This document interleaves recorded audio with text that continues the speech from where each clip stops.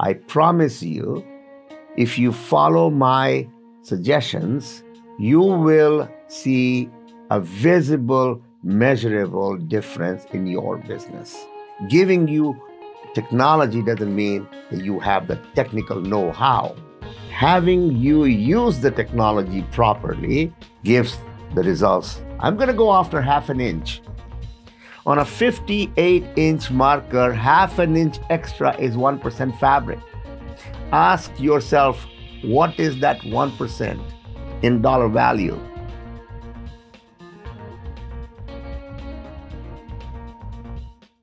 Greetings. What I'm going to talk about today is guaranteed at least 5% fabric savings.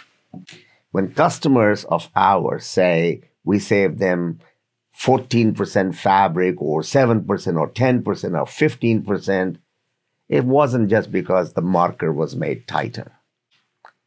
The most expensive commodity, regardless of where you are manufacturing, is the fabric.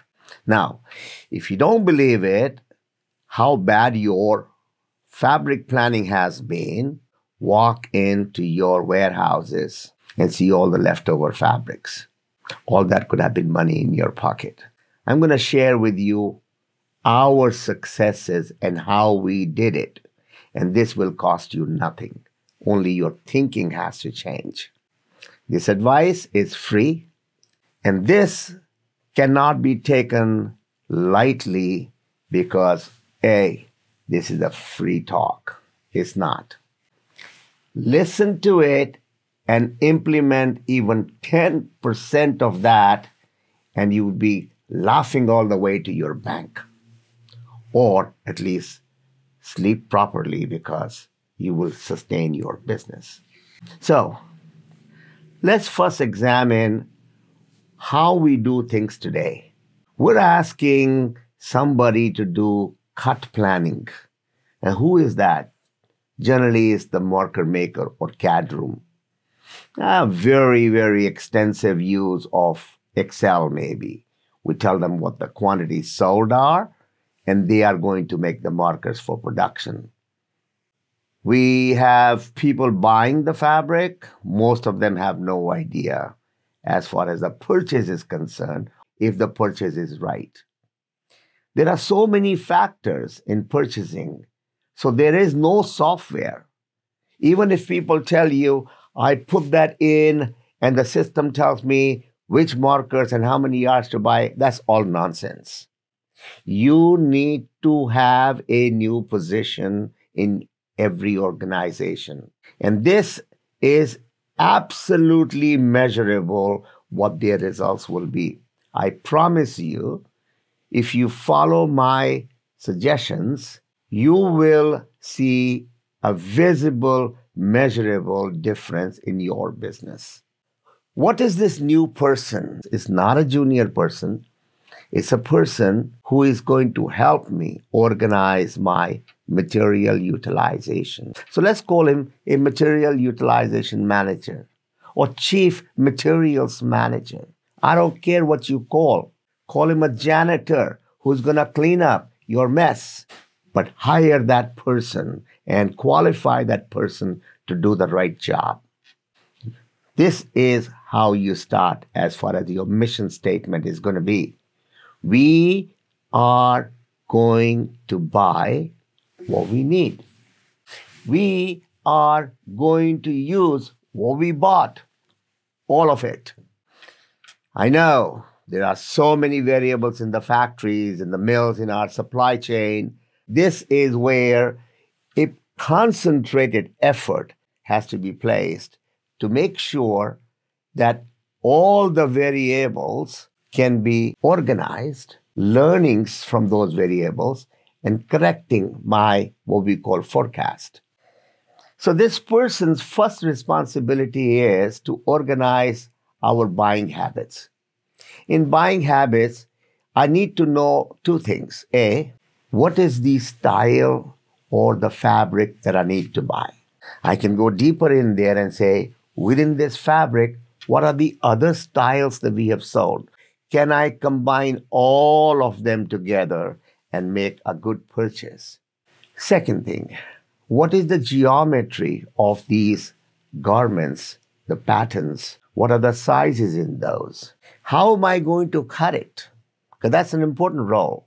The execution of that plan. So I got the order. We know what the fabric need is. We know what the consumption that we thought it was, but we are not going to go with costing consumption because that was just to get the order. Now we have the order. Now we know exactly how many units per size and color do we need. Now, in order to calculate what is my requirement, we call MRP, Materials Requirement Planning. So what are the factors at that time? I need to know what is the length of my tables, because I can't make a marker longer than my tables. And if I am going to be making shorter markers, I know that I'm going to lose in the ends, both sides. Whether I make a small marker or a long marker, that wastage per layer is guaranteed. Hence, I need to make as long a marker as possible. If I make a longer marker, what are the other benefits? I get more productivity from my spreaders, whether it's manual or computerized.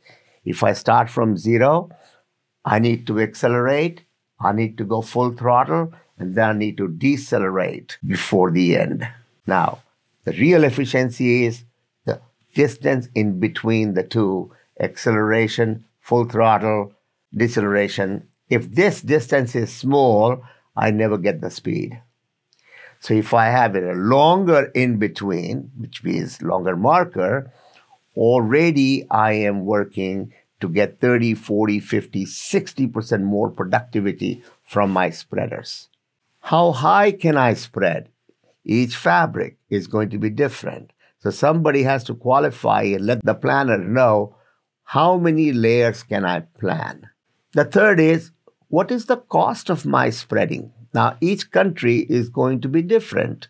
So this is the way to calculate. Very simple. What is it that I'm paying this person monthly or weekly or daily or hourly? And how many yards does this person spread?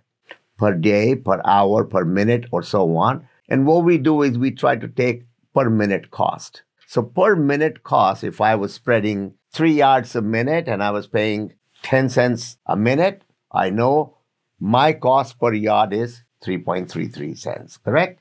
Similarly, I need to know if I was spreading by computer or automatic machines, what will be my cost per minute? What will be my cost for cutting? How many yards can I cut? Remember, cutting is only cutting perimeter inches. Cutters don't know what product's being cut. For that, I need the data from my marker, from my pattern. Hey, how many perimeter inches are required to complete this cut? But it starts from what is my cost? Cost of cutting per meter or per yard. Again, calculate the same way. How much am I paying this person on an hourly basis? And how many perimeter yards or perimeter meters can they cut in an hour or a minute? Once we have that, we now also have to understand what will be my marker making cost. Why do I need all these? Because in order to calculate the optimum solution, I need to weigh what is the cost per yard of my material and what is the cost of all my labor. So I need to make sure, should I be focusing on saving fabric or should I be saving the labor? Again, it depends on these factors. What is going to be my minimum and maximum ply heights? How many inches can I cut? And what my cost is? How many yards can I spread? What my cost is? How high can I do? And what my length of the markers is. So once I have this data, in a perfect world, I ordered 58-inch cuttable. The mill gave me 58-inch cuttable. There were 0 defects. How am I going to cut it?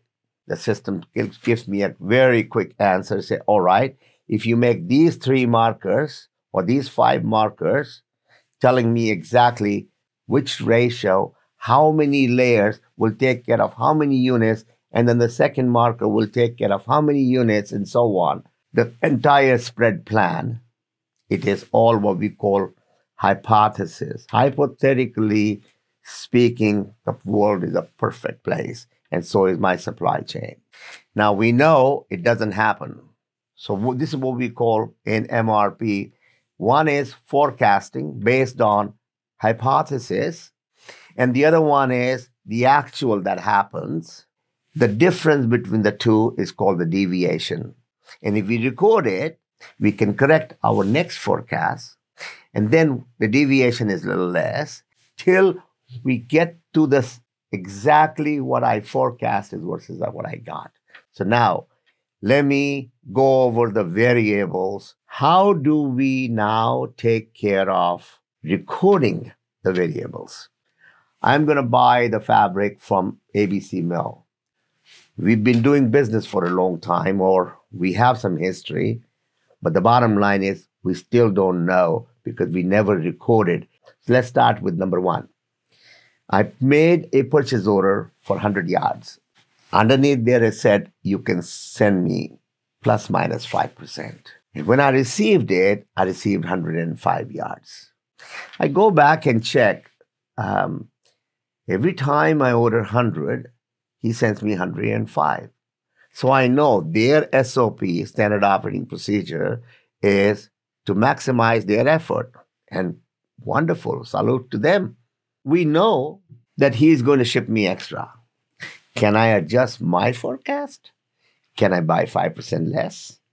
Second, they said it's 3 defects per 100 yards. We documented it is 3. It's 3. If that's the case, then everything that I bought extra, I'm going to have some leftovers because I anticipated more flaws in that. Therefore, I increased my quantity, but I didn't get those flaws. Can I adjust my forecast? I ordered 58-inch cuttable, and they sent me 60 and 61 and 62. Second time, 58 to 60, 61, 62. What does that tell me? They are not replacing their machines. They are not replacing their methods of working. This is how that mill is running. This is how this mill is running. Question now is, why am I still calculating on 58-inch cuttable? If I don't use that 4% or 6% or 8% extra that came in, shame on me. But better than that, if I don't plan on using that, it's even worse because I bought it, I got it.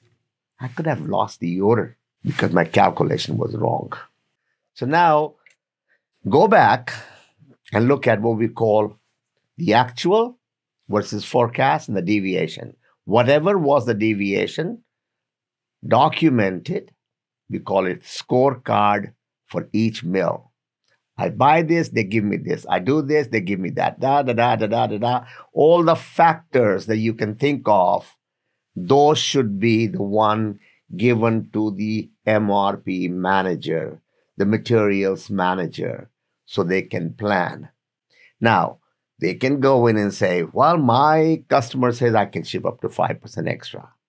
By me just multiplying that quantity, what is ordered, by another 5%, all I've done is a math, no thinking, because I don't know at this stage how many seconds will I have in which size. So we call deviation at a certain percentage. Maybe I tell the system, go up to 10% extra, not 10% extra, up to, I'm giving a zone for each size in each color and telling the system to make an exponential smoothing of my garment quantities, not making the extra large in green as the whole quantity so that I can have a better ratio.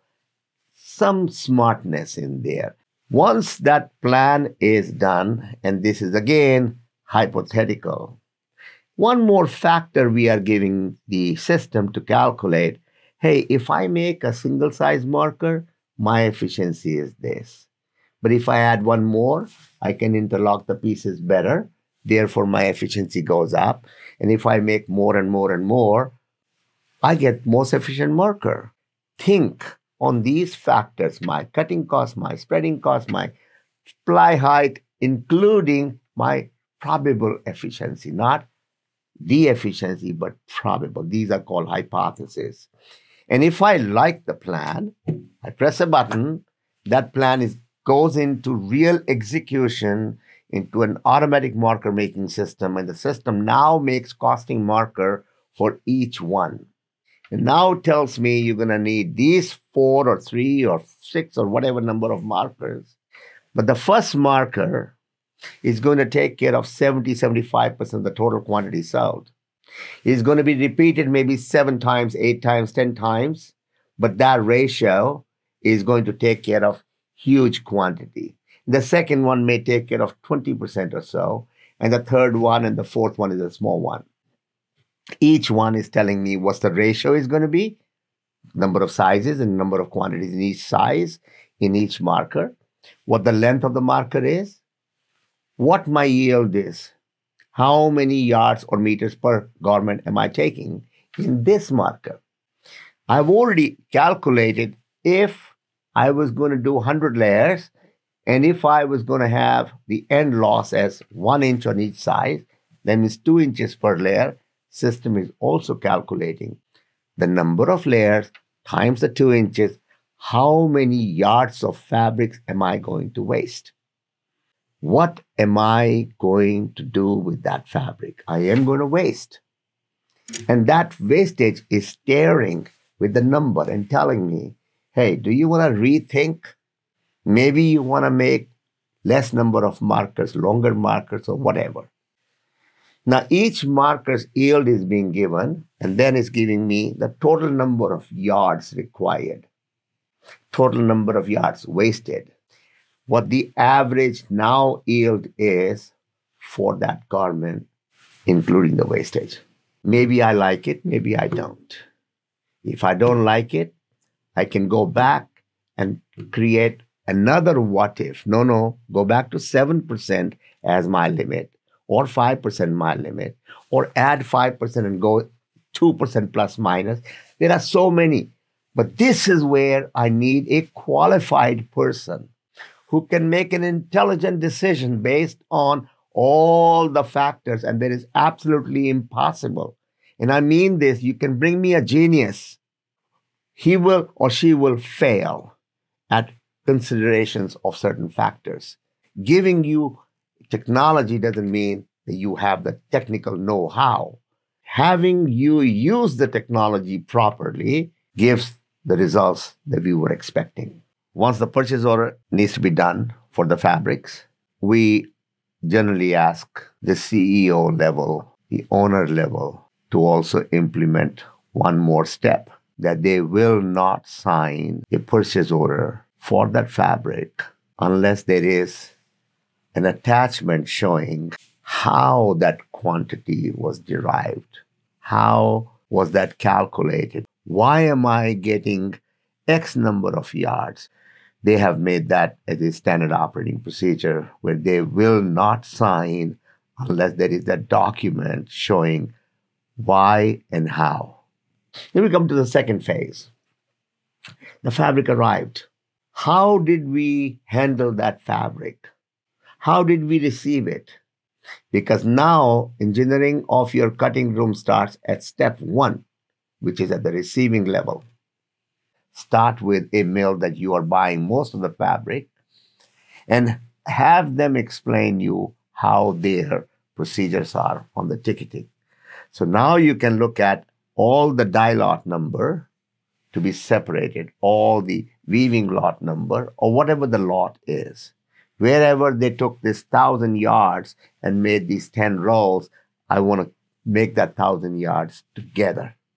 Also, one shade guaranteed, one width guaranteed, one die lot, one shade lot, all the things that we were going to fight with later on, because we mix everything when we receive it and then try to organize it. It's better to organize before it arrives. So when it arrives, you know exactly from the packing list where to put what, and then cross-check the widths. Don't open. Do not open the fabric from the plastic or whatever covering it was in. Leave that alone.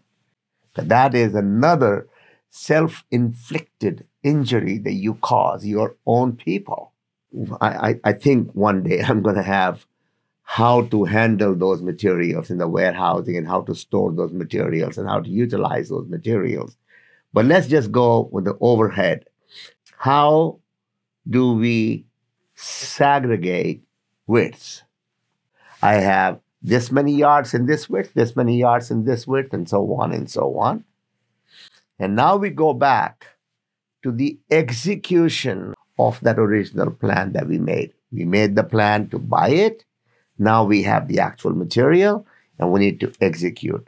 Again, you need that person, the materials requirement planning or materials manager, to implement that. Do not take this lightly, because this is now 5, 7, 10% of the fabric, the actual utilization. And most of the people are there. Just listen to this one. They are not paid to save you fabric. You measure them. How many yards were you able to spread today? How many inches were you able to cut? How many garments? And they don't give a rat's ass about your savings because they don't get measured. You've got to put your attention towards focus person who looks after fabric utilization. That's that person's job. All the way from planning to purchase to execution and the cutting rooms. This planning person goes back to the system. He says, all right, I have, again, starting from the total quantity sold, but I only have this many yards. So maybe I require 10,000 yards, but I have 3,000 yards in this lot. The system now calculates how am I going to utilize best plan to use these 3,000 yards. It's going to calculate, give me a cut plan, spread plan. I have leftover fabrics. I have leftover garments. So I go the second plan. These leftover garments have to be done with this many yards. How many yards do I have now left over in the third lot? And how many total quantities? So I've made my third plan, how to utilize my fabric 1, fabric 2, fabric 3 for the same quantity. And you know one thing you'll realize? I also made different widths. It is the actual width. I have this one 60 inches, this one 61, and this is 62. And my yield will change. And you know what's going to happen? You're going to have some fabric left over. First time, maybe second time, maybe third time. But right first time, you tell your bosses, you tell your people, you tell your salespeople, you tell whoever, before I cut even 1 yard, hey, I'm going to be left over with 647 yards. Can you see if you can sell more quantity to the customer, whoever you're buying it for? I'm not cutting and shipping what my plan was. I am utilizing what I bought, all of it. Even if I have to discount these extra units, I'm still ahead than trying to sell my leftover fabric at 10 cents a yard. That is planning. These are cuttable units from the fabrics that we bought. And these cuttable units are difference between sold units versus cuttable units, the extra units. We have to do this before we actually start cutting. Now comes the issuing the fabric. But before I issue, I have to start looking at my effort level of calculating my markers. So I planned this marker. This was supposed to be a 16-yard long marker with 12 sizes in there. But that marker is taking care of 70% of my total quantity sold. And I'm going to be utilizing that marker once and then twice and then 3 times and then 4 times because I can't cut it in one shot. And then there is a marker which takes care of 2% or 0.5% of the total quantity, which is what we call the pickup marker. What effort level do I have to put in towards making that marker? So here is that materials manager's job to identify for each cut the top 2 markers and have the best marker makers sit down, cheat, do whatever is necessary utilize the salvage to see if you can go another half an inch in there. We have customers sitting there hours on a marker, cutting corners because the sewer is going to cut the corner anyway. Can I bring it closer? No buffers. I need to go after square inch savings. Whatever you do, that saving is against 70%. That translates into some serious money. And none of your cutting room people or your marker making people are going to concentrate on that. Again, this is the job dedicated to a person whose mission is fabric utilization. Third place the person goes in, the actual cutting room. We make an SOP.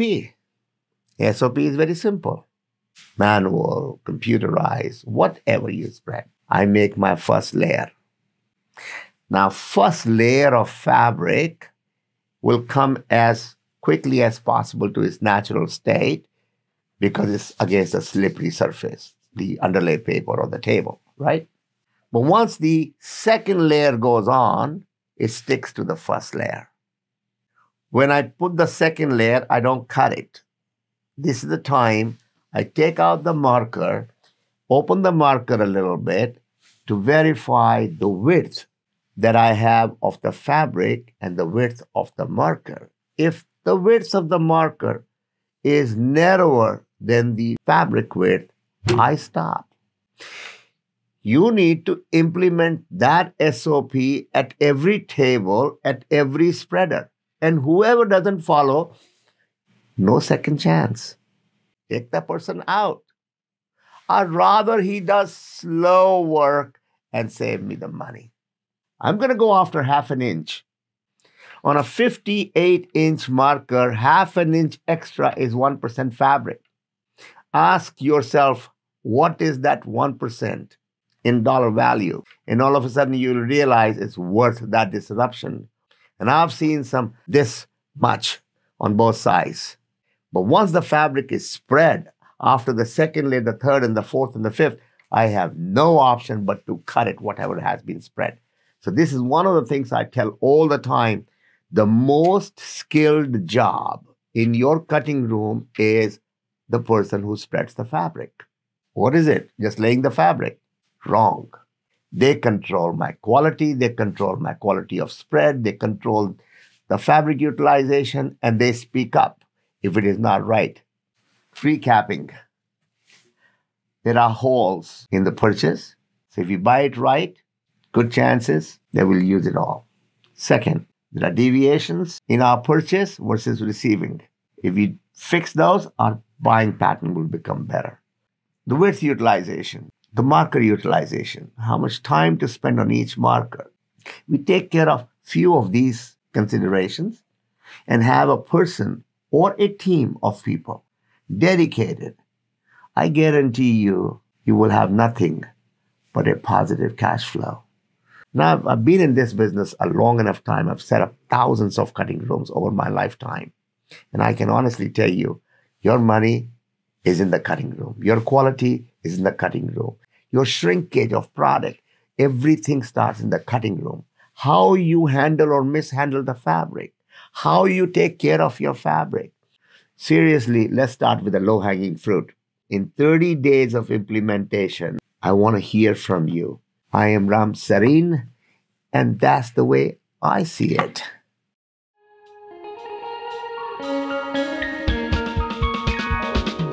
Thanks for listening to this discussion presented by Tuka Talks.